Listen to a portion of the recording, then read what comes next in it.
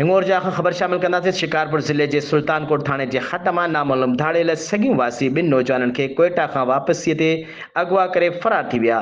वारसनि खां 80 लख रुपया भुंग तलब। साफ़ इताद खैरपुर जे अॻवान लाला अशफाक भागत जो नंढो भाउ दुकानदार रहमान भागत ऐं दोस्त ज़ुहेब चन्नो जेकी कोयटा खां सॻियूं वापसि अची रहिया हुआ त शिकारपुर ज़िले जे सुल्तानकोट थाणे जे हद मां नामालूम धाड़ियलनि संदन जी कार खे ज़बरदस्ती रोके ॿिन्ही खे अगवा करे विया आहिनि, जॾहिं त धाड़ियलनि फ़ोन करे संदन वारसनि खां 80 लख रुपया भुंग तलब करे रहिया आहिनि।